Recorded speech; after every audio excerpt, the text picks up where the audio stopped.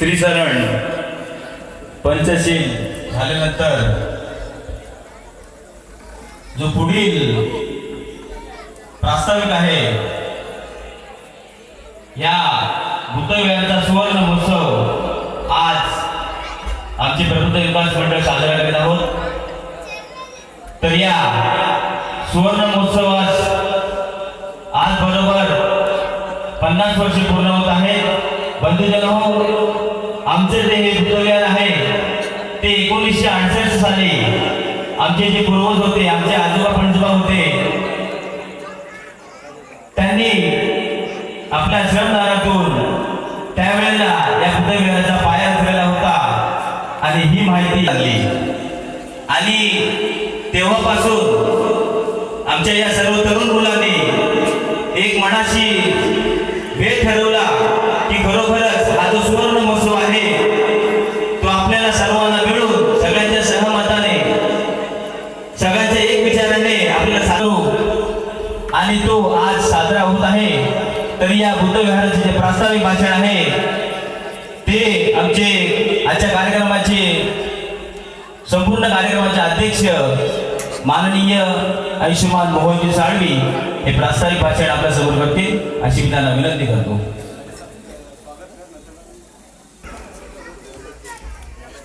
आज या धम्मपीठावर उपस्थित असलेले आदरणीय विकासजी गायकवाड, त्यांच्याबरोबर बरेचसे पदाधिकारी व कार्यकर्ते या ठिकाणी आज उपस्थित झालेले आहेत, त्यांचा मी सर्वप्रथम आभार व्यक्त करतो। आणि आज या ठिकाणचे जी बौद्ध बांधव या ठिकाणी उपस्थित झालेले आहेत त्यांचाही मी मंडळाच्या वतीनं आभार मानतो। बंधूंनो, आज या ठिकाणी जो आपण सुवर्ण महोत्सव साजरा करीत आहोत त्या सुवर्ण महोत्सवाचं रूपरेषा किंवा त्यांची कशी जडणघडण झाली याची जर थोडक्यात मी तुम्हाला विवेचन करणार आहे।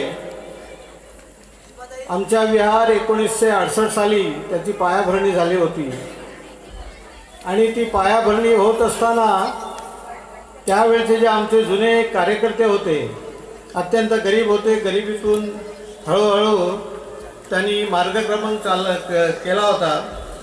1956 साली बाबासाहेबांनी जेव्हा दीक्षा दिली आपल्याला, त्या दीक्षेचं एकंदरीत लोन आपल्या ह्या संपूर्ण कोकण विभागामध्ये पसरलेलं होतं आणि त्याचंच फलित म्हणून आपल्या ह्या अशिक्षित बांधवांना त्यांना ही कल्पना झाली होती की आपल्याही वाडीमध्ये विहार असावं।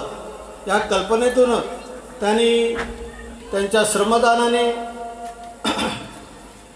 जे काय त्यावेळेस तुम्हाला सर्वांना कल्पनाच असेल की आपल्या समाजामध्ये फारच गरिबी होती आणि त्या गरिबीचं स्तोम न माजवता त्यांनी स्वतः पैसा जमा करून ती दगडाचा जो पाया होता तो त्याची रचना केली। त्यानंतर मला वाटतं 15-20 वर्ष तो दगडाचा पाया तसंच पडून होता। मात्र 1983 साली जेव्हा आमची नवीन कार्यकारिणी जेव्हा अस्तित्वात आली, मुंबईची नवीन कार्यकारिणी अस्तित्वात आल्यानंतर आम्ही एक असा ठराव केला की या विहाराचं आपण निर्माण करायचं आणि त्या अनुषंगाने आम्ही ती तयारी केली। मुंबई अधिक स्थानिक वतीनं त्याला मोलाचं सहकार्य केलं होतं आणि त्याच्यातूनच ही बुद्ध विहाराची एक संकल्पना उभी राहिली होती। अत्यंत म्हणजे त्यावेळेचं जर विहार तुम्ही पाहिलं तर अत्यंत साधे असते रूपांतर होत आम्ही 1909 साली हे नवीन बुद्ध विहार तयार केलं। त्याच्यामध्ये खरं म्हणजे ज्या संजय आर भंडारे साहेब यांना आम्ही विनंती केल्यानंतर त्यांनी आम्हाला याची जी मूर्ती आहे विहारामध्ये ती दान रूपात आम्हाला दिली होती आणि अशा पद्धतीचं 1909 साली आम्ही या विहाराचं उद्घाटन केलं होतं। त्याच सालाबादप्रमाणे आम्ही ही जयंती आणि अन्य आपले धार्मिक कार्यक्रम आम्ही करीत असतो. त्याचप्रमाणे याही वर्षी सुवर्ण महोत्सव, या विहाराचा सुवर्ण महोत्सव आधी संयुक्त जयंती साजरी करीत असताना आमच्या तरुण मुलांनी खरोखरच त्या ठिकाणी मेहनत घेतलेली आहे आणि जे आमचे मुंबई कार्यकारिणी आहे त्या कार्यकारिणीने अगदी तनमन धनाने आपलं सहकार्य केलेलं आहे. त्याचबरोबर स्थानिक भावकीने देखील मुलाचं सहकार्य केलेलं आहे. अशा पद्धतीचं हे आमचं विहार या ठिकाणी उभं आहे. बऱ्याच काही दान करणाऱ्या लोकांनी या विहारासाठी बरेच ते दान दिलेले आहे. त्यांचाही मंडळातर्फे मी आभारी आहे. आणि ज्या ज्या लोकांनी या विहारासाठी पैसाही दिला त्या सर्व लोकांचं मी आपल्या पंचायत आमच्या मंडळातर्फे मी त्यांचा आभार व्यक्त करून मी आपली रजा घेतो. नमो बुद्धाय जय.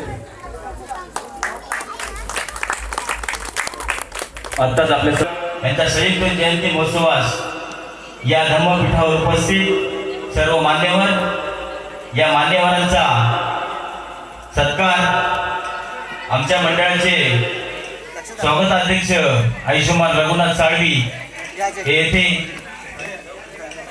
करणार आहेत.